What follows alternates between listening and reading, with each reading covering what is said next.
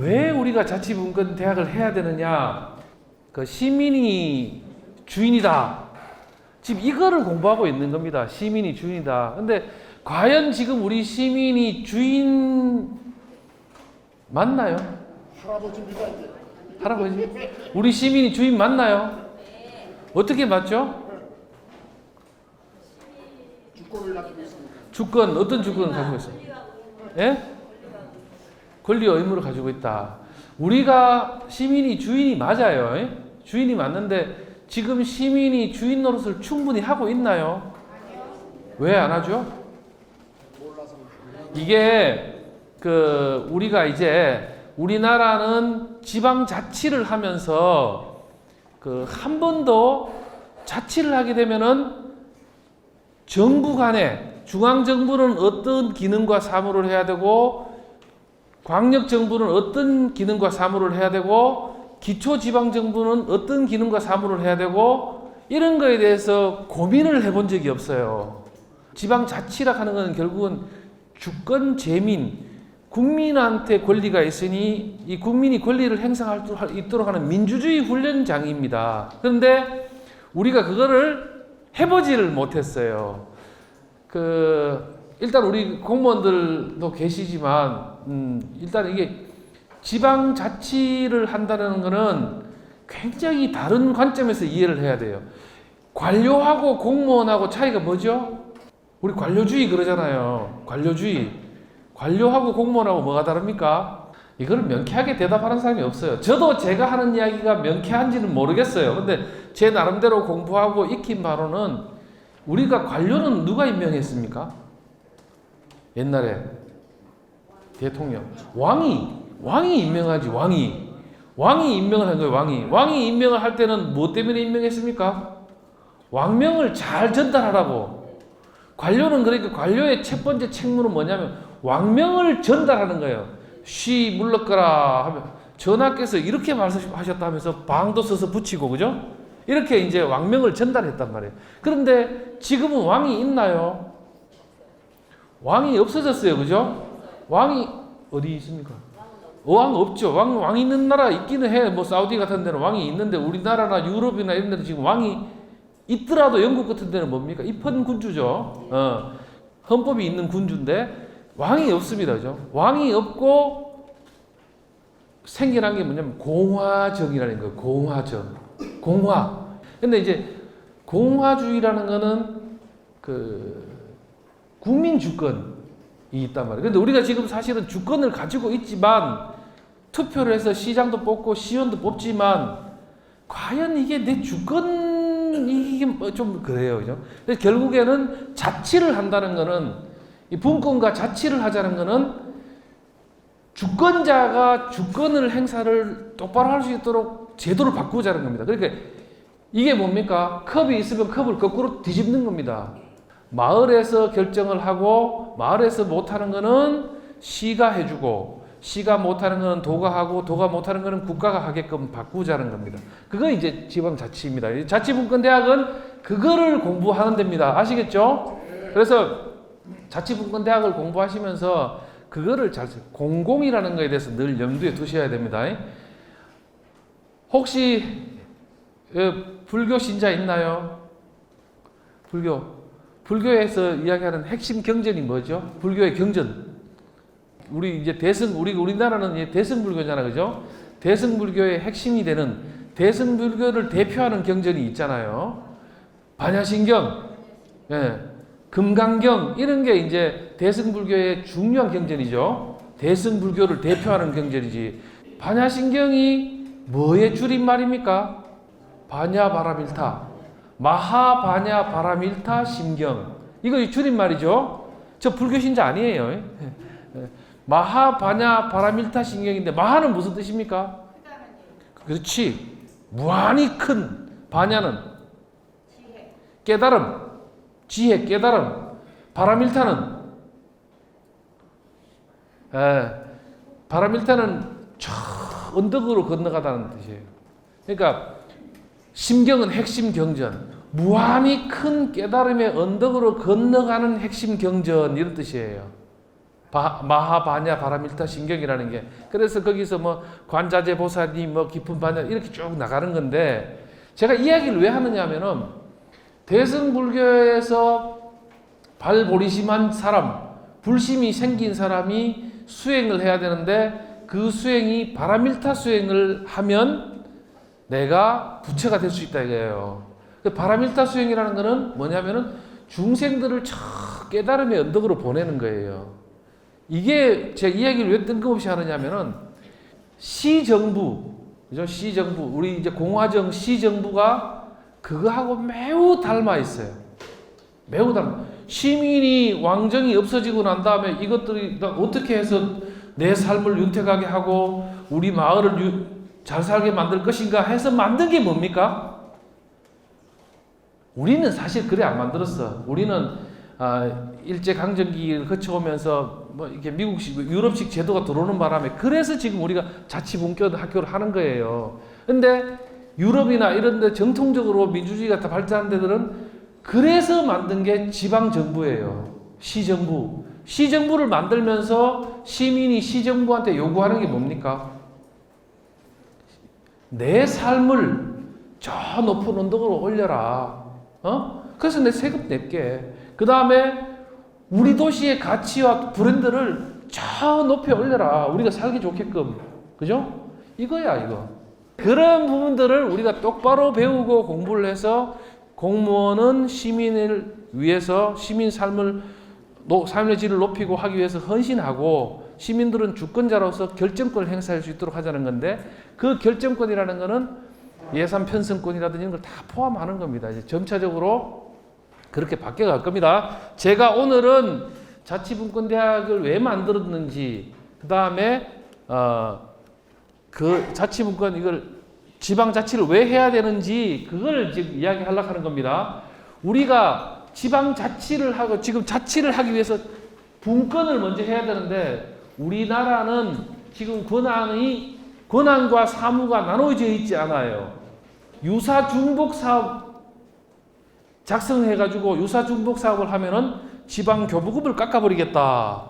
근데 참 코미디입니다. 그죠? 제가 나중에 가면서 왜 그래야 되는지를 또 말씀을 드릴게요. 지금 우리가 왜 자치를 하려고 하면은 공공 서비스를 다변화하겠다는 거예요. 다변화. 그 다음에 효과적인 정부를 만들겠다는 거예요. 자, 이게 뭔 소리냐? 이 창의성과 다양성이 존중되는 시대라고 이야기하는데, 보십시오. 초한지 있죠? 그 초한지에 싸우는 사람이 누굽니까? 항우와 유방이죠. 항우하고 유방이 진나라가 멸망이 되고, 진나라를 멸하려고 이제 진군을 해가면서, 그때부터 이제 진나라 멸망하고 나서까지 누가 패권을 잡을 거냐 계속 싸우죠. 그때 나오는 게 뭐 우리가 중국의 경극 패왕별희 뭐 이런 거예요. 패왕이 우위하고 이별한다 뭐 이런 건데, 항우하고 유방이 거의 한 80번을 싸웠어요. 80번을 항우하고 유방이. 원래 진나라를 치러 갈 때는 항우는 대군이었고 유방은 대군도 아니었어요. 그렇게 출발해 갔는데 수십 번을 싸웠는데 누가 이겼습니까? 항우가 많이 이겼죠. 많이 이긴 게 아니야. 전부 다 이겼어, 항우가. 마지막 한 번 빼고. 예, 마지막 해야 전투 한 번 빼고 100% 다 이겼어요. 근데 항우가 전투에서는 이겼는데 계속 이겼지 뭐. 근데 전쟁 마지막 전투에서 져버렸다. 그래서 항우가 죽었죠. 강동사제는 돌려보내고, 그러니까 한나라가 만들어졌는데, 왜 중국 사람들이 가장 존중하는 사람이 항우예요. 유방은 안 쳐줘요, 중국 사람들은. 근데 항우를 쳐준다고. 근데 항우는 왜 졌느냐? 유방은 왜 이겼느냐? 이게 굉장히 이제 중요한 그 다양성이라는 거예요. 항우는 유방하고 싸우려고 하면은 반드시 자기가 가야 돼. 자기가 안 가면 싸움이 안 돼.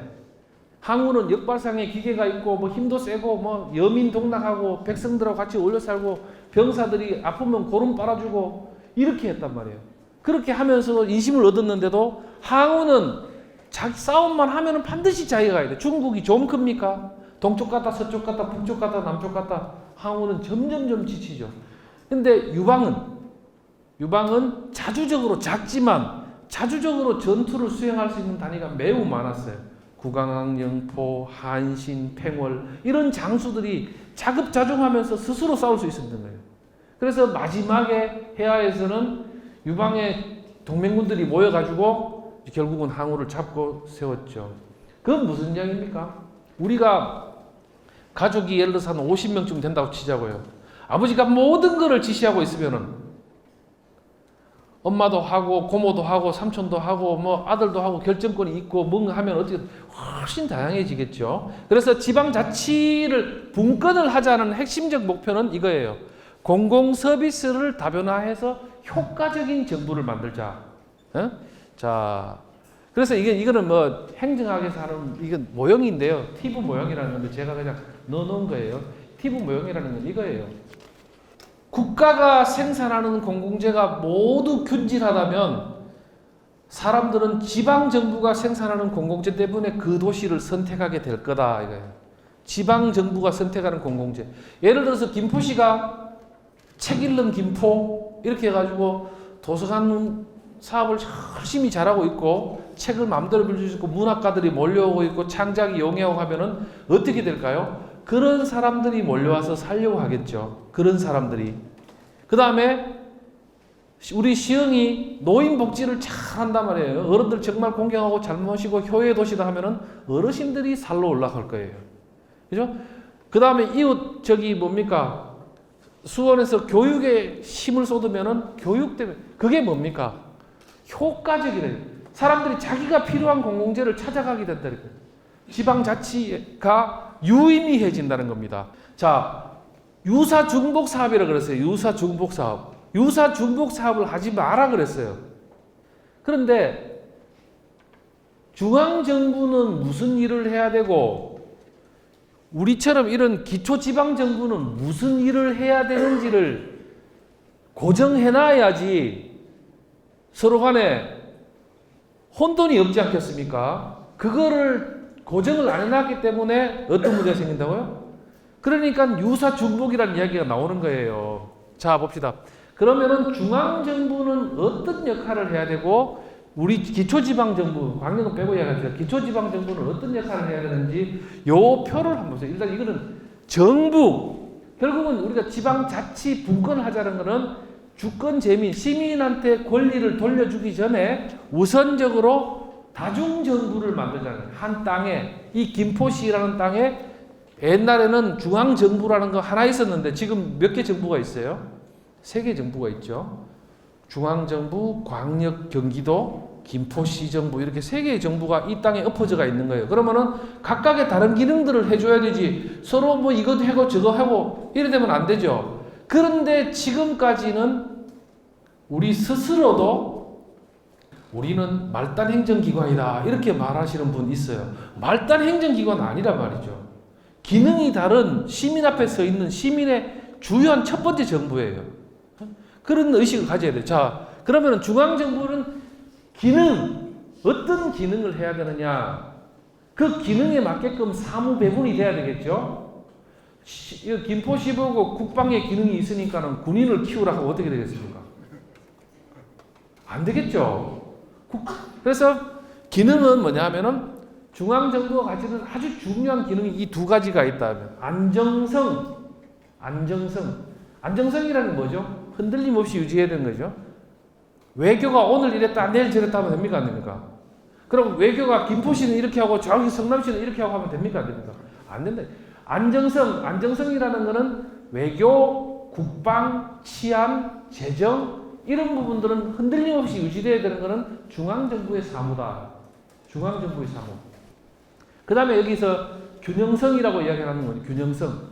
균형성이라고 하는 거는 밸런스를 잡는 거예요. 밸런스를 차이가 나면은 다시 바로 잡고 차이가 나면 다시 바로 잡고 하는 건데 그 밸런스를 잡는 게 중앙정부 사무다. 그러면 그 밸런스는 2개의 영역에서 작동해요. 하나는 계층 간. 예를 들어서 농민은 갈수록 못 살게 되고 재벌은 갈수록 나아지고 있어. 이거는 보니까 시스템의 문제예요. 그러면은 중앙정부는 어떻게 해야 됩니까? 어이, 재벌 세금 좀 내라. 너 FTA 하면서 쌀은 개방해주고 니는 저쪽으로 하면서 이렇게 네가 세금 좀 내가 농민한테 줘야지. 이렇게 하면서 계층 간 균형을 잡아주는 게 중앙정부의 기능이에요. 그 계층 간 균형을 잡아주는 게 대표적인 게 뭐죠? 보편적 복지예요. 보편적 복지. 예? 자, 그 다음에 중앙정부는 또 한 가지의 균형성을 가지고 있어야 되는데 그게 뭐냐면은 지역간이에요. 아니 서울은 잘 살고 있고 인구도 맨날 몰려오는데 전라남도는 맨날 죽어도 그 전라남도는 우리 나라 아닙니까? 그러면은 서울에서 재정을 걷어서 전라남도로 내려주면서 우리 국토가 균형 성장할 수 있도록 그렇게 해서 거기에 맞도록 사무 배분을 해줘야 돼요. 근데 지금 우리가 지금 그렇게 안 돼 있잖아요. 읍면 시, 군, 구 해가지고 중앙정부가 시키면 해. 이렇게 돼 있다고. 그래서 말단 행정기관으로 옛날부터 그렇게 우리는 돼 왔어요. 그러니까 중앙정부가 계획하고 우리는 실행하는 거예요. 자, 그 다음에 중앙정부의 기능과 사무는 좀 이해하셨죠? 요것만, 요 표가 매우 중요해요. 일단은 정부, 다중정부를 만들자 하는 데서.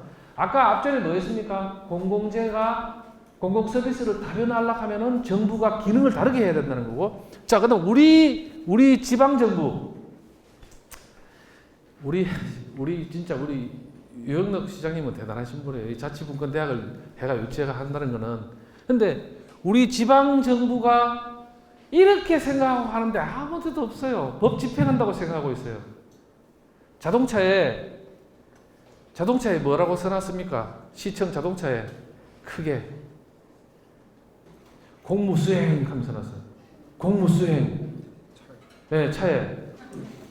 사또가 개 쉬 물러끄라면 뭐예요, 그게? 이 차량은 시민의 차량입니다. 이렇게 써야 되죠. 근데 공무수행 써놨는 거를 너무나 당연하게 생각해. 왜? 우리는 지방자치와 고민을 안 했기 때문이에요. 점차 이제 바뀌어야 되고, 그죠? 자, 지방정부는 첫 번째로 가장 중요한 기능, 이게 뭡니까? 주민이 자치권을 행사할 수 있도록 해야 한다. 주민이 자치권을. 예를 들면은 지금 여기도 아직 우리가 지금 자치권 하는 이야기도 하기도 머시기한 상태야. 지방세가 총 세목이 11개가 있는데 도세가 6개고 광역은 시세가 5개예요. 5개의 시가 세목이 있으면 재산세는 예를 들면은 주민이 1년 동안 주민자치위원을 중심으로 해서 마을 총회를 해가면서 쭉 하면서 어디에 쓸 건지를 결정할 수 있는 권한을 줘야 돼, 편성권을. 이제 그렇게 점점 바뀌어 갈 겁니다. 그죠? 지금은 누가 편성합니까? 시장이 하지, 시장이. 시민하고 하면 안 돼요. 시장은 시민의 대표인데. 지방정부, 우리 김포시나 시흥시 같은 데는 주민이 주인으로 행사할 수 있도록 끊임없이 노력하고 헌신해야 되는 데다. 아까 뭡니까? 바람일타 수행하듯이 우리 김포시 정부는 주민의 자치권을 강화하기 위해서 한다. 제가 우리 시흥시청 공무원들 붙들어 놓고 이야기를 해요. 우리 시흥시청 공무원이 이렇게 갔더니만 안산시민하고 시흥시민하고 싸우고 있어. 시흥시청 공무원은 어떻게 해야 돼요? 말린다. 말립니다. 말린다. 그거 말고는 공생. 안산 시민하고 시흥 시민하고 싸우면 일단 안산 시민을 패라. 안산 시민을 패가 떼놓고 아니 왜 싸웠습니까? 물어보고 우리 시민이 잘못했어. 그러면 아이고 죄송합니다. 그걸 누가 해요? 중앙정부가 해요. 이미 우리가 해외에 나가면 어떻게 됩니까? 해외에 나가면 바로 딱 비행기 내리자마자 영사 콜센터가 쫙 문자가 와요. 대한민국 영사관입니다. 해외여행 하실 때 불편함이 있으시면 연락 주십시오. 그런데 내가 중국에 가서 불편함을 겪어가 중국 놈한테 얻어맞아가 있는데 영사관에 전화했더만 영사관이 누가 맞는지 한번 들어보겠다 하면 짜증나겠습니까? 안 나겠습니까? 일단 우리 국민을 보호해놓고 해야 되지. 야, 이 새끼 내가 들어보기 네가 잘못했네. 이러면은 어떻게 되겠어요? 지방자치도 똑같다는 겁니다. 시민의 삶의 질을 높이고 우리 시민의 삶의 질을 높이고 시민을 배타적으로 보호하고 해야 된다는 거예요. 심판 보는 데 아니에요. 아시겠습니까? 이게 그 다음에 뭐 해야 돼요? 도시 브랜드 가치를 높여야 돼요. 지금 우리는 참 심각한 나라에 살고 있어요. 수십 년간 중앙 집권했는데 이 정치만 집권돼 있는 게 아니고 경제도 몽땅 집권돼 있어요. 재벌이 다 가지고 있어요. 빵집도 재벌이, 편의점도 재벌이, 아니 뭐 하다못해 요즘 체인점 문제 나오잖아요. 다 체인점 재벌 다 집중돼가 있어. 보통 심각한 게 아니에요. 김포시의 특색이 있는 게 뭐 있습니까? 김포시 브랜드. 김포 금살 저도 먹어봤어요. 맛있더라고요. 어쨌든 그래 쌀이 있는데 그거 말고 그러면 지방자치에서 뭐 됩니까? 끊임없이 지방 로컬 브랜드를 키우기 위해서 키워야 돼. 계속 투자하고 연구하고 해야 된다고요. 시청이 프랜차이즈 본사 역할을 해야 한다고. 시청이 프랜차이즈 본사 역할을. 근데 그거 합니까? 이제 자치분권대학을 하고 계속 하면은 이제 좀 듣기 불편하신 분들도 계셔도 바뀌어야 돼요. 그죠? 지금 프랜차이즈 본사에서 프랜차이즈 하면은 돈 누가 벌어요? 돈 누가 벌어요? 프랜차이즈 닭집, 통닭집 하시는 분은 돈 못 벌어요. 통닭집 본사가 돈 다 벌어가요. 커피숍도 마찬가지예요. 제주도 가도 롯데, 혜태, 삼성, LG, 울릉도 가도 롯데, 혜태, 삼성, LG, 김포 와도 롯데, 혜태, 삼성, LG. 뭐가 되겠습니까? 일본만 가보세요. 기차역에 가면은요, 지역 토산품이 넘쳐나요, 넘쳐나. 로컬 브랜드들이. 로컬이 힘인데, 우리가 지방자치를 안 하고 오랜 세월 동안 피폐되어 있다 보니까 로컬 브랜드가 어떻게 됐다? 술도, 우리 지역은 전통주학교 이런 거 하는데, 술도 밀주 단속 해버리고, 누룩도 일본 거 갖다 주고 잘 만들어 버려라. 이렇게 돼가지고, 로컬 브랜드라는 게 싹 다. 그러니까는 우리가 어떻게 돼요? 내 애들도 대기업에 취직해야 되고 여기서 먹고 살 게 없어요. 그러니까 전부 다 어디로 갑니까? 대기업이 있는 데로 가는 거예요. 그러니까는 내 고향에 대한 애착이 생길 수가 없잖아요. 지방자치를 하면서 이제 우리 지방 공무원들과 시민들이 이 점을 잘 이해하고 있어야 돼요. 그래야만 나라를 바꿀 수가 있어요. 그러면 우리 애들이 이 땅에서 뿌리박고 살 수가 있고 행복하게 살 수가 있어요. 근데 지금은 우리가 가야 될 길이 어떻게 됩니까? 참 멉니다. 그죠? 자치분권이 뭐다? 해답이에요. 해답. 김포시에 권한이 오고 김포시 공무원들이 시민의 삶의 질을 챙기던 공무원들이 되고 시민들이 주인 행세를 하고 우리 도시의 브랜드 가치를 키우기 위해서 우리가 노력해 투자하고 지금까지는 국회의원님께서 저기 다리 만드셨다. 국회의원님께서 여기 건물 지었다. 그 다리 만들어 놨는 거 10명도 안 가. 1년에. 그래도 우리 동네에 있으면 좋지. 이런 식이라고 지금. 국가 예산이 나중에 뒤로 가면서 설명이 줄줄줄줄 세요. 줄줄. 네. 자, 자치. 우리가 일단은 우리가 여기 한번 보십시오. 대한민국 인구가 5천만 명이에요. 5천만 명. 미국은 인구가 3억입니다. 3억. 우리보다 한 6배 되죠? 그러면은 우리나라의 대한민국의 자치정부 숫자는 240개예요. 광역하고 기초를 포함해서. 그러면 6배를 갖다 넣었으면 1440개 나와. 미국의 자치정부 숫자는 1500개 정도가 돼야지 우리나라하고 비슷한 수준이 돼요. 그런데 미국의 자치정부 숫자는 몇 개라고요? 87,000개예요. 이거를 맞추라고 그러면은 한 명도 못 맞춰요. 참 많이 쓰세요 하면은 만 개. 아니 더 하면 2만 개. 아니 좀 더 하시라니까요 하면은 23,000개. 9만 개라고 9만 개. 정부 숫자가. 이거는 정부를 구성할 수 있는 권한이 있는 거예요. 이런 거는 그냥 이건 뭐냐면 자치정부를 구성할 수 있는 권한이 누구한테 있다? 시민한테 있다. 시민한테. 그게 뭡니까? 특별 목적 지방 정부 이런 겁니다. 그래서 미국에는 굉장히 많은 기관의 형태가 있어요. 우리가 생각하는 건 뭡니까? 우리는 기관 대립형 하는 걸 채택해 놨어요. 그죠? 우리는. 그래가지고 의회하고 시정부하고 맨날 싸워. 우리 도시를 우리가 만들자 하는데 서로 힘을 합쳐야 되지. 근데 싸우게 만들어 놨어. 그게 뭐냐? 기관 대립형이라. 의원님들 잘못이 아니고 집행부 잘못도 아니야. 정부가 기관 통합형도 있고 여러 가지 형태가 있는데 기관 대립형만 하도록 만들어놨기 때문에 맨날 싸우는 거예요. 예? 자, 미국에 갔더니만요. 시민이 가장 적은 숫자의 시민은 몇 명일까요? 한 도시에. 이건 정말 엄청나게 낮춰야 돼요. 한번 맞춰보세요. 50명? 누굽니까 50명? 아유 훌륭하십니다. 좀 더 낮춰야 돼요. 근데 50명이라고 말씀하시는 분 처음이에요. 다 하면 10,000명, 20,000명 그래. 18명이에요. 시민이 18명인 시가 있어요. 하모니 시티라고. 거기는 어떻게 먹고 살아요? 제가 가봤어요. 가봤는데 건물이 딱 4개 있어. 18명 있는 시민에 갔더니만 좀 하나는 우체국이 있어요. 거기 이제 시청을 겸하고 있어요. 그 다음에 유리공예 하는 집이 있고 그걸 파는 집이 있고 와이너리가 하나 있어. 근데 그분들 어떻게 먹고 사느냐? 시민이 18명이란 거 팔아서 먹고 살아.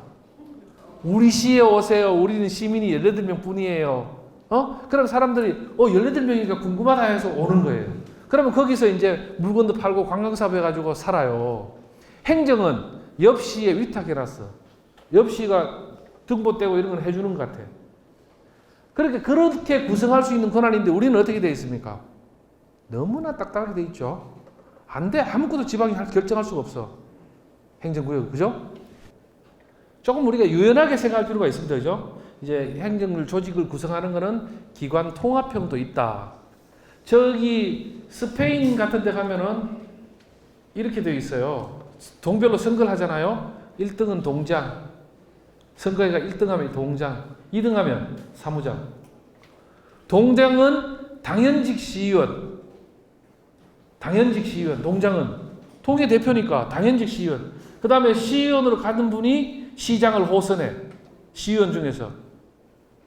이런 형태도 있다는 겁니다. 우리처럼 이렇게 있는 게 다가 아니다는 겁니다. 자, 그래서 이제 지방자치는 이제 왜 중요하냐. 이렇게 적어놨어요. 민주주의 정치의 단련장. 우리가 사실 이 민주주의가 밥 먹여주라 하는데 민주주의는 밥 먹여줘요. 잘하면. 민주주의의 단련장이고 그 다음 민주주의 실험실이고 그 다음에 이 보세요. 이게 중요해요. 지금 지방자치정부 간에 지방정부 간에 경쟁이 돼 있어. 시장님들이 잘하겠다고. 그래서 어디에 잘하는 거 있으면 얼른 가서 보고 와서 또 막 내가 잘하려고 그래요. 근데 이거를 만약에 국가적으로 실험하려고 하면 어떻게 돼요? 국가가 실험실은 아니잖아요. 그러면 국가적으로 실험하다가 큰 낭패를 볼 수가 있어요. 그래서 작은 단위에서 실험하는 부분들이 되면은 그게 확산되는 거예요. 보세요. 대공황기, 미국 경제 대공황기에 몇몇 주가 사회경제정책을 용기 있게 도입함으로써 국가의 다른 부분의 위험을 초래하지 않고 잘 극복했다. 뭐 이렇게 되어 있습니다. 자, 근데 이제 지금 이 자치분권대학을 하는 거하고 일맥상통하는 겁니다. 분명 우리 세계적인 석학들이 한국 사회가 똑바로 되려면은 조속히 분권화해라. 조속히. 한국 사회는 이대로는 안 된다 하면서 많은 석학들이 충언을 했어요. 1강 때 1강 때 이기호 교수님 와가지고 한 분 이야기하죠. 엘빈 토플러라고, 그죠? 그분 이야기도 하죠. 이분도 유엔 경제사회국의 기도 베르투치 처장이 2000년에 이렇게 이야기했어요. 2000년에.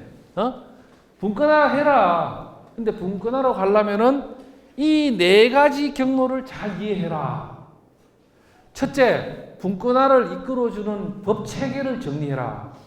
이거 참여정부 때부터 시작해가지고 이명박 박근혜 정부를 거치면서 분권하자고 엄청 열심히 하셨어요. 우리 유영록 시장님도 하시고 열심히 하셨다고. 근데 됐습니까?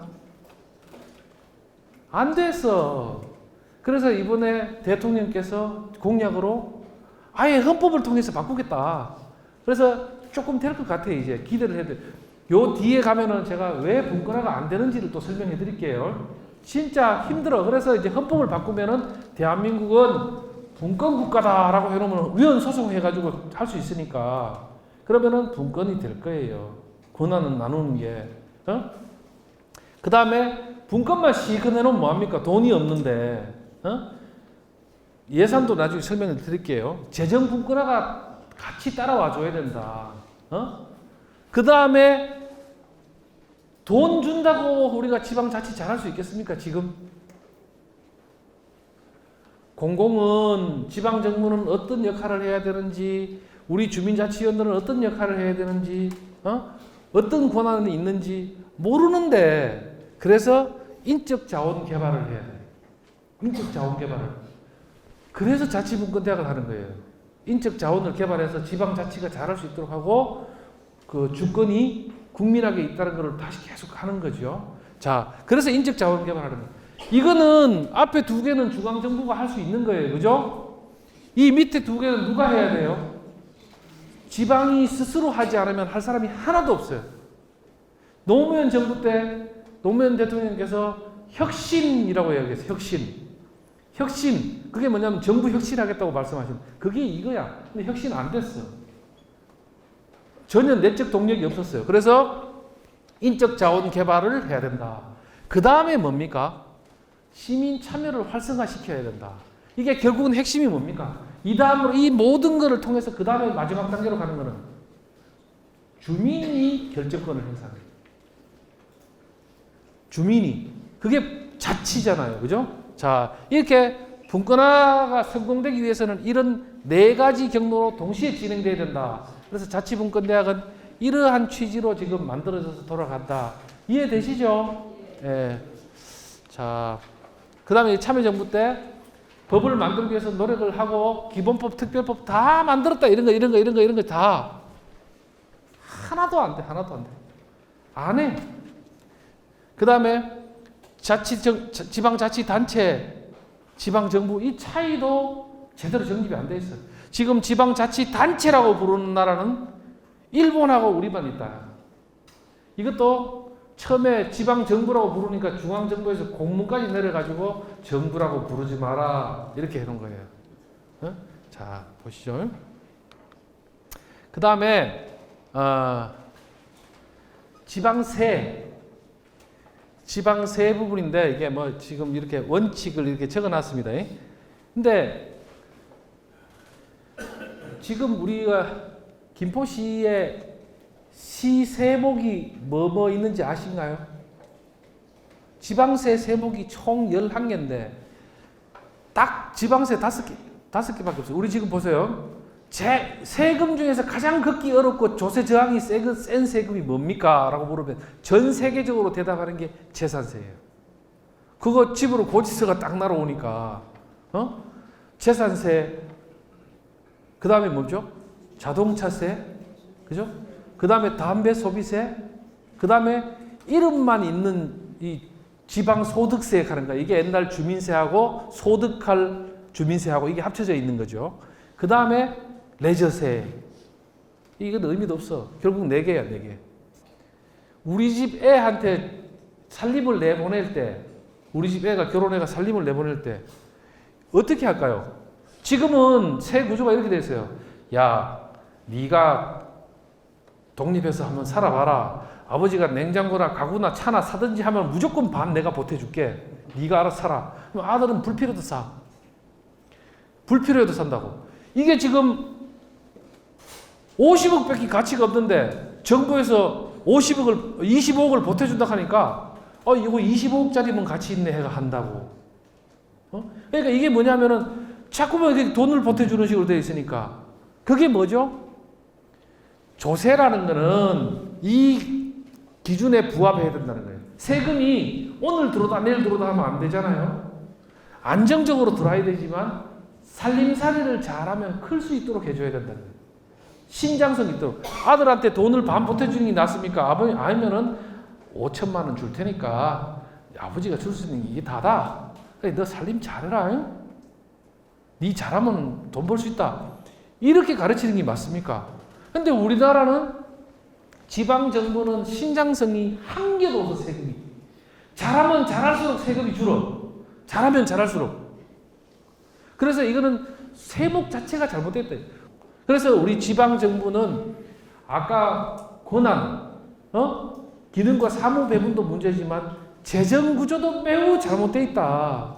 이거는 옛날에 말단 행정기관일 때 봤던 방식이다 이겁니다. 아시겠습니까? 그래서 이게 정부다워지려고 하면은 소득세, 소비세 이런 것들을 중심으로 다시 편성이 돼야 되는 세목이. 자, 서울시 중구에 사람들이 엄청나게 다니죠. 서울시 중구에. 거기 서울시 중구는 서울시 중구 사람보다가 타지 사람이 훨씬 많을걸요, 그죠? 뭐 안산, 부천, 김해, 뭐 대한민국 다 올 거 아니에요. 그분들이 와서 쓰레기 버리고 가. 그러면 서울시 중구는 맨날 그것만 치우고 있어. 뭔 소득이 돼요, 그분들이 오신다고. 그러면은 서울시 중구 같은 데는 담배세금을 더 받아가지고 청소 비용을 충당하고, 그죠? 또는 세목을 신설해서 이렇게 할 수 있어요. 그래서 유럽 같은 데 가면 담배값이 다 다른 거예요. 주마다. 우리는 그 조금만 다르면 용서를 못 해요. 우리는 지금 인식이. 그래서 그렇게 자기 성장할 수 있도록 해야 된다는 거예요. 지금 우리 들어보시죠. 이거 뭐 이 원칙 아시면 될 거예요. 예. 그 다음에 이렇게 돼 있다는 겁니다. 세가. 그것도 세목도 많이 달라요. 이 특별시 있죠. 특별시에 있는 구는 그 세금이 두 개밖에 없고 이게 세금이 다 다르다는 겁니다. 아시겠죠? 광역시 구조랑 우리는 여하튼 서울시에 있는 거 보세요. 등록 면허세하고 재산세밖에 없어요. 서울시에 있는 구들은 광역시가 9개 가지고 있는 거예요. 아시겠죠? 보시면 세목이 이렇게 다르다는 것과 우리가 그 분권하자 이렇게 얘기하면 사람들이 다 이게 돈 달라 하는 줄 알아. 그런데 우리 시흥시는 이렇게 돼 있어요. 재정 자주도가 대략 한 50% 돼요. 그거는 뭐냐면은 시민이 내는 세금하고 세외 수입하고 합쳐가지고 우리 시흥시가 요보다는 좀 많은데 이거는 추경하기 전이니까 세출 예산이 6천억이에요. 시흥시는 1년에 일반 회계로 6천억을 씁니다.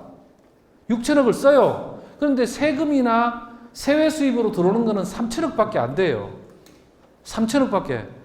처음부터 그랬어요. 요번에 뭐 그런 게 아니고 옛날부터 그래 왔다고. 그걸 메워주는 게 중앙정부예요. 교부세라든지 이런 거 주는 거예요. 그래서 아니 주려면은 처음부터 6천억을 되도록 주면 그걸 가지고 효율적으로 쓰기 위해서 시민단체나 의회나 언론들이나 들여다보고 이렇게 해라 저렇게 해라 할 거 아닙니까? 그런데 중앙정부가 이런 거예요. 우리 시흥시는 도시가 이렇게 두 개의 권역으로 나눠져 있어요. 완전히 이질적이에요. 이쪽에서 저쪽에 택시가 일주일에 한 번 갈까 말까 해. 그런데 우리 시흥시는 두 개의 권역으로 나눠져 있으니까 청소년 수련관이 두 개 있으면 좋아요. 그렇죠? 완전히 다르니까 가지도 않으니까. 그러면 청소년 수련관을 우리는 한 개 더 지어야 돼. 그래가지고 중앙정부 돈이 많이 드니까 우리 돈은 뭐 하니까 이제 청소년 수련관 짓다마다 응모하는 거예요. 우리 하나 더 짓게 해주세요. 그러면은 중앙정부에서 야, 넌 가. 아니 왜요? 너는 한 개 있잖아. 이거예요. 한 개 있잖아. 근데 우리는 보훈회관보다는 청소년 수련관이 더 필요한데도 중앙정부가 돈을 보훈회관밖에 안 대주니까 이런 식으로 정부가 자기 목적을 대로 끌어가기 위해서 지방에다가 끊임없이 교부금을 주는데 아까 뭡니까? 유사 중복 사업하면 뭐를 줄이 뿐다? 중앙정부에서 보태주는 교부금을 줄인다는 거예요. 그러면은 아니 국가가 지금 사회보장을 하면서 어르신들한테 한 달에 한 200만 원씩 드리면서 더 보태주면 혼낸다 합니까? 딸랑 10만 원, 20만 원 주면서 거기서 우리가 노인복지 사업을 잘해보겠다고 하는데 그게 유사중복 사업이냐고요. 그래서 그 발상부터가 잘못됐다. 그죠? 자, 이런 겁니다. 그죠? 재정구조 대충 이해하시겠죠? 세목별로는 뭐 이렇게 보실 것도 없고 대체로 우리 시흥시 정도 되면은 우리 시흥 세무서에서 걷는 세금이 1조 한 2천억 대예요. 1조 2천억.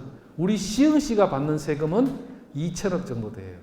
그래서 우리가 이할자치다 이렇게. 그 돈이 세무서에서 걷어가지고 국가로 갔다가 국가에서 다시 교부를 해주는 거예요. 누가 좋아요? 이거 지금 누가 좋다고 하는 거예요? 중앙 관료들, 중앙 정치인들. 그들이 지금 김포에서 무슨 사업을 해야 되는지, 로컬 브랜드를 뭘 키워야 되는지 알아요. 안면, 백, 이게 작동하는 거예요. 그러니까 나라가 어떻게 됩니까? 정상적으로 작동하지 못하게 되는 거예요. 지금 만약에 여기서 자치를 한다고 주민들한테 결정권을 줘보십시오. 치열하게 해서 돈이 효율적으로 쓰게 되고요. 그래서 효율적으로 될 것이다.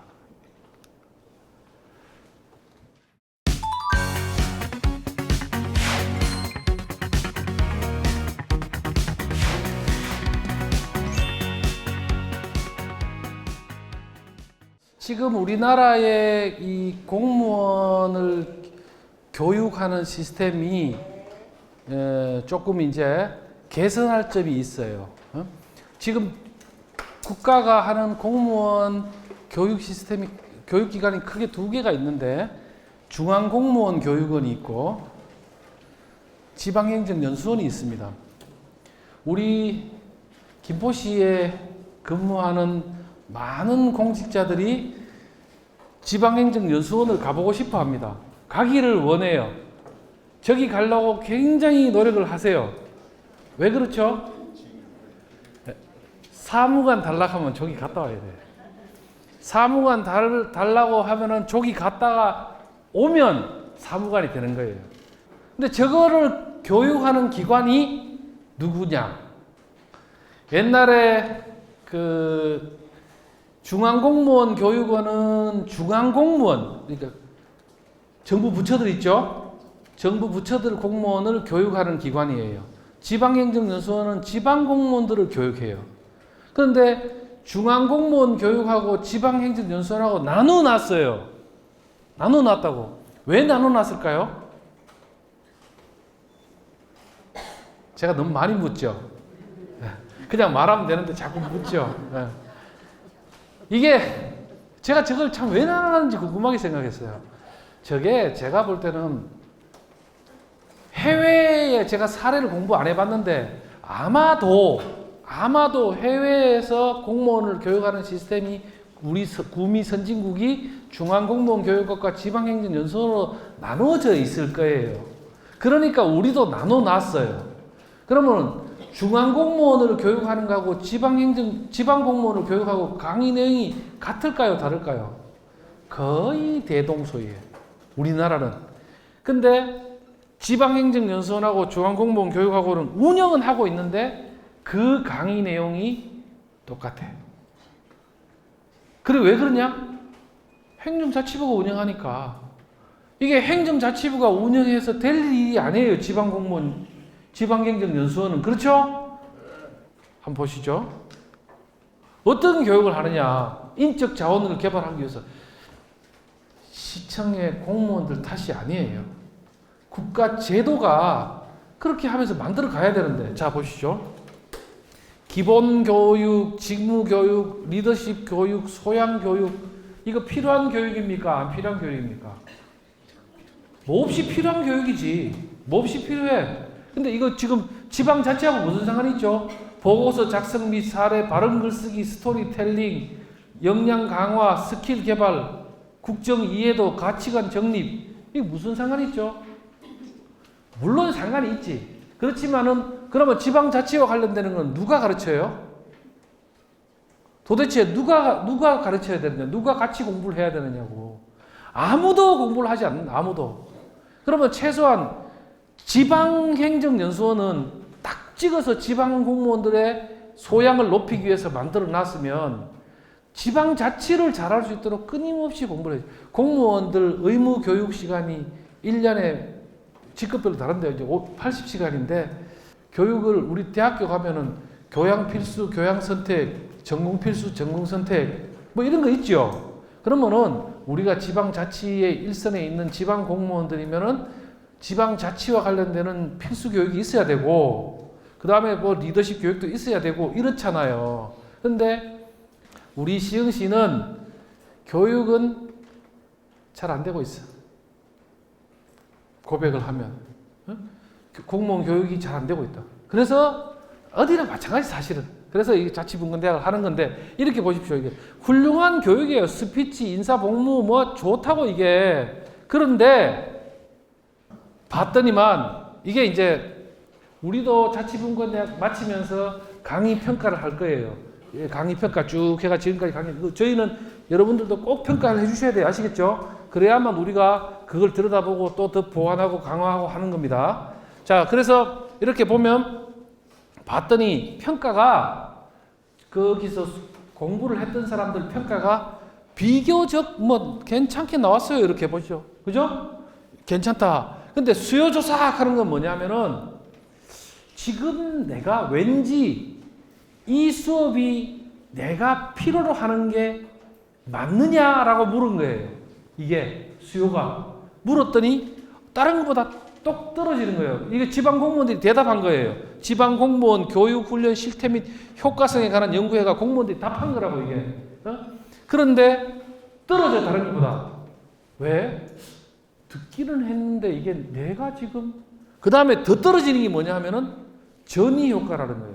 내가 이거를 배워가지고 다른 데 말하거나 어디에 쓸 데가 있느냐라고 물었더니만 상당히 똑 떨어지는 거예요. 48%가. 이게 뭐냐면은 어디서 배워가지고 딱히 쓸 수가 없는 것 같다는 거예요. 다. 이게 뭡니까? 적합한 교육이 아니다는 겁니다. 적합한 교육이. 지금 지방자치시대에 HRD, 인적 자원을, 시민 자원과 이 공무원 조직의 인적 자원을 개발하는 적합한 교육 프로그램이 아니다. 그래서 공무원 교육이 잘 되면은 이게 시민사회에 전이 효과가 있거든요. 근데 그런 부분에서 떨어지는 것 같더라. 그 다음에 이제 우리 공무원들이 80시간 교육 시간을, 이건 공무원 교육만 하는 겁니다. 80시간 교육 시간을 채워야 돼요. 1년에. 그거를 채우려고 사이버 강좌를 듣죠. 그렇죠? 뭐 어디 할 거 없이 시간 채워야 되니까. 그런데 왜 딴 일을 하냐고. 공무원 교육을 안 하고. 그게 왜 그러냐 보세요. 지방자치 제도라 하는 게 두 강좌가 있어. 사이버 교육 전체에 이 두 가지가 있다고요. 두 가지가. 그런데 보세요. 이 막 주민의 권리와 의무, 주민의 선거권, 주민 감사 청구, 주민 소송 제도 70년대 대학생도 이런 공부는 안 해요. 안 듣고 싶어요. 저도. 그러니까 이거 그냥 떼우고 마는 거예요. 안 듣고. 전혀 흥미가 없어 지금 교육이. 전혀 교육이 개발이 안 돼 있어요. 그래서 상당히 문제가 많다. 그러니까 공무원 핵심이 뭡니까? 공무원을 체계적으로 훈련시키고 교육시키는 지방자치 시대에 그런 기관이 지금 없다. 그러다 보니까 지금 나라가 잘 돌아가는 면이 있다. 이 얘기입니다. 그래서 제가 또 이 바지런 하니까 우리 시흥시의 공무원들이 자치분권 교육을 하는가 싶어서 제가 찾아봤어요. 찾아보니까 아까 그 사이버 교육을 들은 사람이 있더라고. 우리 시흥시청에 2명 들었어요. 2명. 우리 시흥시청에서 저 사이버 강좌를 2명이 들었다고. 그래가지고 교육 시간을 그걸로 채웠어요. 그래가지고 제가 누군지 한번 찾아봐라 해가지고 이제 명단을 받았어요. 명단을 받아가지고 이제 전화를 한 거예요. 그거 들었습니까? 하고 물으니까 깜짝 놀래가지고 자기가 뭐 잘못했나 싶어가지고 그 왜 잘못했는지 전 몰랐어요. 그랬더니만 시간만 채운 거야. 시간만. 그러니까 시간만 채웠는 거 혼낼라 싶어가지고 이게 지금 우리 현실입니다. 지금 이러한 지방자치를 교육하고 아까 그 민주주의 훈련장 이런 게 지금 작동하지 않고 있다는 겁니다. 그죠? 지금 자치분권대학에 오셔서 이런 수업 앞에서 지금 처음 듣는 게 많죠. 네, 그래서 이제 그렇다. 그러면은 이 자치분권 시대에 그 어떤 이 교육 이 공부가 이루어져야 되겠느냐? 어떻게 해야지 그 로컬 브랜드도 키우고 제대로 된 자치를 하겠느냐? 그죠? 이게 지금 그러한 거 없이 예산만 지방 정부로 내려온다고 자치가 잘 될 것이냐? 그죠? 그렇죠? 예, 그렇습니다. 그래서 결국에는 지방 자치를 잘 하려면은 그게 굉장히 중요한데 이 교육은 세 가지 원칙으로 다시 짜져야 된다. 세 가지 원칙으로. 그게 뭐입니까? 기업들이 이거 이미 기업들한테 여기 뭐 기업체 다니신 분 다 계시니까 HRD라고 많이 들어보셨을 거예요. 그죠? 그게 인적 자원 개발인데 휴먼 리소스 디벨롭먼트 인적 자원 개발이 매우 중요한 거예요. 결국에는 우리 김포시가 앞으로 성장하는 데는 김포 시민의 그리고 김포시 공무원들의 역량에 결정되는 거예요. 그죠? 그 역량을 높이는 작업들을 해야 되겠죠. 그 다음에 시민의 삶의 질을 높이고 시민 참여를 활성화하는 교육이 되는 거예요. 시민 참여. 근데 우리가 앉아가 맨날 교육만 하면 어떻게 됩니까? 이 교육을 하면서 지방, 이 로컬의 힘을 키우는, 저희 시흥시 같은 경우에는 뭐, 이 가치를 지방 자치를 하는 가치를 심는다 해가지고 유튜브에서 시흥 아카데미라고 쳐보시면 지금 한 70개 학교를 했어요. 온돌 학교, 뭐 양봉 학교, 보편적 복지를 배우는 스웨덴 학교, 그 다음에 또 등등 우리 물고기 학교, 산림 경영 학교 이런 걸 수도 없이 해왔어요. 지난 한 6년 정도 제가 하면서 그 모든 지금도 저 영상 찍고 있잖아요. 자치분권대학에서 하는 모든 강의는 자치분권대학 홈페이지로 다 올라가죠. 유튜브에 다 공개됩니다. 그러면은 자치분권 역량들이 다 모여지겠죠. 시흥 아카데미 하는 모든 강좌의 영상을 6년간 유튜브에 계속 공개를 했어요. 그랬더니만 우리 직원이 처음에 한 3년쯤 지나니까 진짜 이거 좀 그만합시다. 누가 본다고 자꾸 합니까? 누가 본다고? 근데 빨리 올려. 그렇게 고집스럽게 해왔어요. 그런데 지금은 한번 보세요. 지금 시흥 아카데미 한번 쳐보세요. 조회 숫자가 우리 보통 지방 정부에서 영상 만들어가 올리면 재미난 영상도 조회 숫자가 1000명 안쪽이에요. 1000명 안쪽. 500명, 1000명이에요. 누가 봐요, 그거. 근데 우리 시흥 아카데미는 지금 10,000명, 30,000명, 그러니까 전체 조회 숫자가 150만 명이 돼요. 미국에서도 전화가 와요. 책을 보내달라고. 근데 그걸 왜 하느냐? 가치가 다 지방 중앙집권을 오래 하면서 지방 로컬의 가치가 다 죽었기 때문에 로컬의 가치를 키우는 로컬 브랜드를 키우는 작업을 심는 거죠. 종자를 심어야지 뭐 자랄 거 아닙니까? 심는 작업을 계속 하고 있어요. 계속. 김포시도 해야 되겠죠? 계속 해야 됩니다. 우리 그렇게 해야만 이게 자치가 되도록 하는 거예요. 그것이 뭐냐? 그게 저는 인적 자원 개발이라고 생각해요. 그렇게 하니까는 시민들이 이렇게 돼요. 지금은 이제 저는 이제 그거를 그 시민대학으로 만들어야 된다. 이 시민이 A라는 직종에 종사하다가 B라는 직종을 바꾸고 싶으면은 어디를 다녀요? 시민대학을 다니면서 공부를 해가 B라는 직종으로 바꾸고 A라는 직종을 더 풍부하게 하고 싶으면 또 시민대학을 바꾸고 굳이 뭐 그러니까 배움의 과정만 있는 게 아니고 동아리 단계가 있고 그 동아리 단계를 넘어서 창업 단계도 이제 가고 있어요. 그래서 이제 가치를 모르게 하는데 그렇게 우리가 전무해 사실 우리 시흥도 시흥에 무슨 브랜드가 있습니까? 물으면 없고 지역의 지역사, 지역 이야기 이런 것도 공부도 안 돼 있고 그렇죠? 그래서 그렇게 시민의 삶의 질을 높이고 시민 참여를 활성화하는 그런 교육을 통해서 계속 가치를 심으면서 그 가치 옆에 사람들이 모여서 온돌 마을도 만들고 할 수 있도록 그렇게 육성해야 된다는 겁니다. 지방자치. 그 다음에 공무원 자치분권 역량 강화를 통해서 시민사회 어쨌거나 공무원들이 매우 중요하죠. 시민의 세금으로 이렇게 돌아갑니다. 제가 2009년에 시흥시청으로 처음 갔는데 동사무소에 전화를 걸면은 저 기절한 줄 알았어요. 사랑합니다 고객님 하면 나오는. 어? 내가 친절하겠다 하는 건 알겠는데 시민이 고객이 아니잖아요. 시민이 주인인데 친절하겠다 하는 마음은 알겠어. 근데 그거 없애라 했다가 또 제가 욕을 많이 먹었어요. 근데 지금 점점 없어지고 있죠. 자, 공무원 역량 강화를 통해서 시민사회에 전인다. 무슨 말씀인지 알겠죠? 제가 행정자치부에 있다가 시흥시청으로 들어가서 처음에 간부회의를 들어갔다가 기절하는 줄 알았어요. 어쩌면 행자부 회의하고 시청회의하고 판에 박히듯이 똑같다 이거예요. 그 누가 그렇게 만들어놨을까요? 관성군수가 그렇게 만들어놓은 거예요. 우리 스스로 혁신하려고 하지 않고 바꾼 적이 없다는 겁니다. 언젠가는 젊은 공무원들이 나와서 이건 잘못됐습니다 라고 말하는 사람이 나올 겁니다. 그렇죠? 그게 뭡니까?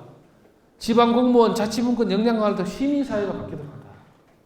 그래서 이게 우리가 말만 이렇게 주민 참여하라, 지금 시민 여러분한테 참여하라 해가지고 참여하면 뭐합니까? 행사 구경하고 박수치고 가세요. 그래서는 참여가 안 되죠. 참여라는 결국은 뭐냐면 결정권을 행사하는 결정권을, 그죠?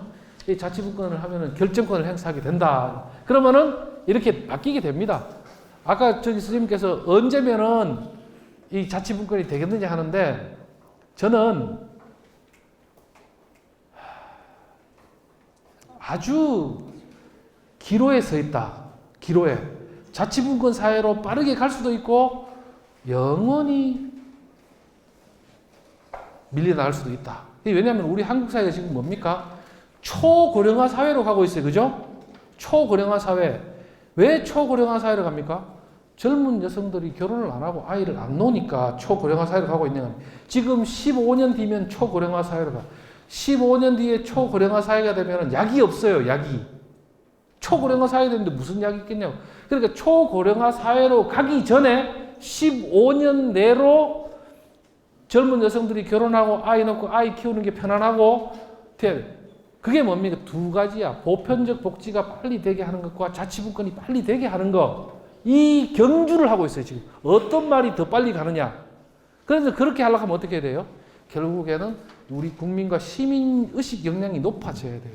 그래서 제가 지방정부 협의회 사무처장이고 이 자치분권 대학을 각 시군에 많이 하고 있습니다. 대학이. 그런데 대체로 이 강의를 듣고 나시면은 평이 괜찮아요.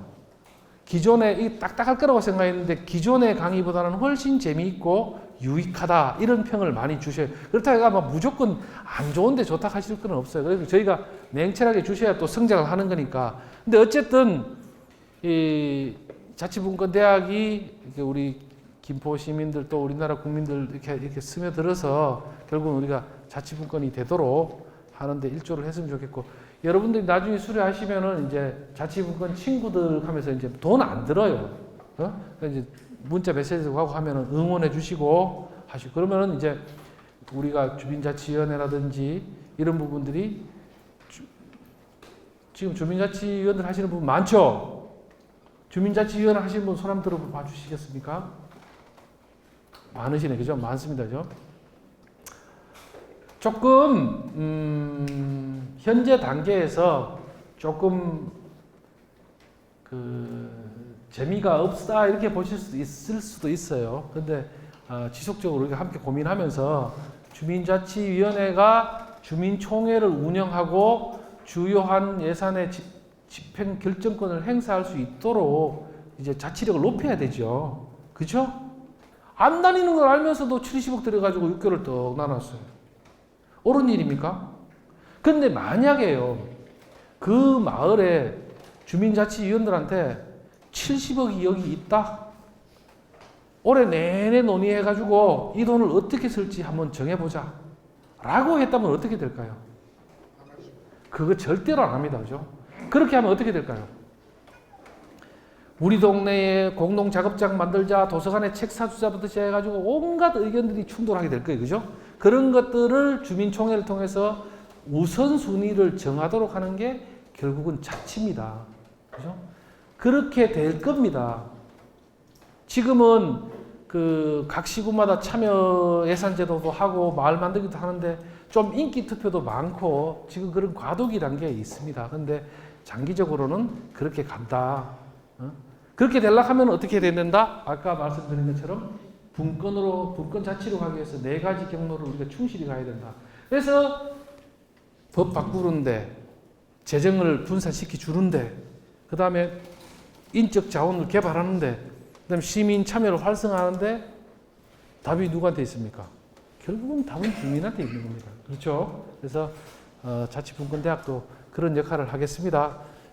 조금 남았으니까 뭐 궁금하신 거 있으면 뭐 자치분권대학과 관련해서라든지 뭐 하면 제가 질문 주시면 대답을 하는 시간을 갖겠습니다. 지금 자치분권이라는 용어가 예.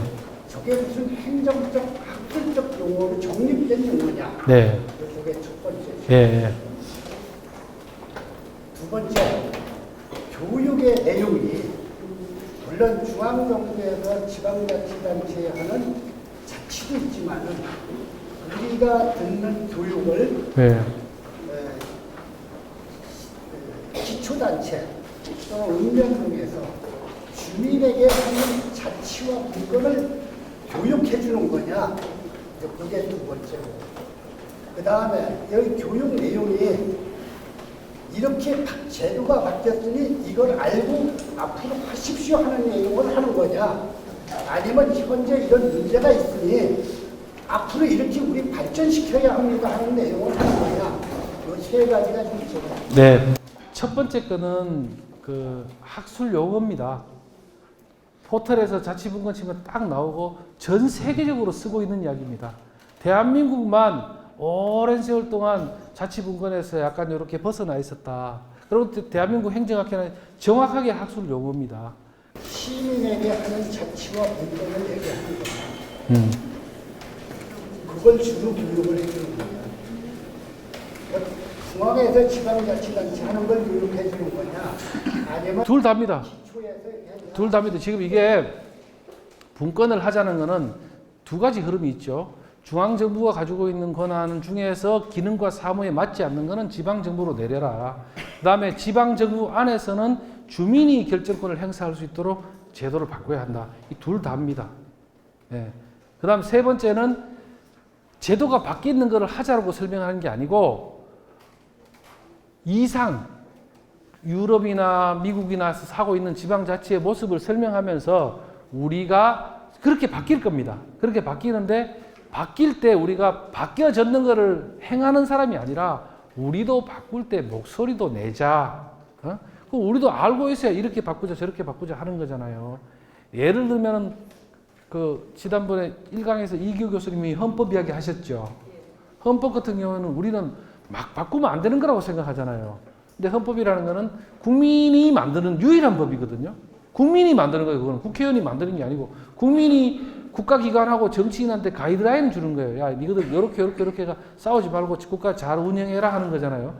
그것처럼 우리도 자치분권도 이게 제도를 바꾼다고 딱 끝나겠습니까? 지속적으로 발전 성장해 갈 거예요.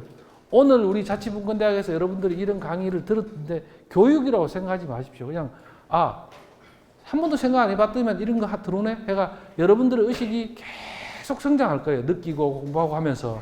그러면서 다양하게 성장해 가는 거죠. 결국에는 어떤 획일적인 걸 하자는 게 아니고 창의성과 다양성이 있도록 하자. 주민이 결정하면 주민들이 획일적인 결정하겠습니까? 엄청 복잡하고 피곤할 수도 있겠죠. 그러나 효율적으로 돼가고 점점 효율적으로 돼가고 다변화돼 가지고 다양성 있는 사회로서 될 것이다. 지금은 우리는 70년대 80년대에 중앙정부에서 깃발 들고 따라와 했는 성장이 유효했습니다. 그죠? 근데 지금 우리 한국 사회가 어떻습니까? 그 방식으로 이 한국 사회가 더 나갈 수 있겠습니까? 기업들도 세계 무대에서 점점 밀려나고 있는 게 안 보입니까? 그래서 그거는 결국에는 이 다양성 속에서 살아야 된다. 그런 말씀 주시죠. 예. 그 예산을 이제 심의 결정한 적에 예. 그 시의회에서 이제 하겠죠. 예. 근데 거기에 아까 이제 말씀하신 지금 이제 자치분권에서 지금 앞으로 나아갈 방향으로 시민의 참여와 그다음에 결정, 예. 권한 이런 것들 말씀해 주셔서 혹시 예산 심의와 결정 과정에 시민들이 참여하고 결정에 참여할 수 있는 어떤 그런 장치들이 지금 마련되어 있는지 일단 궁금합니다.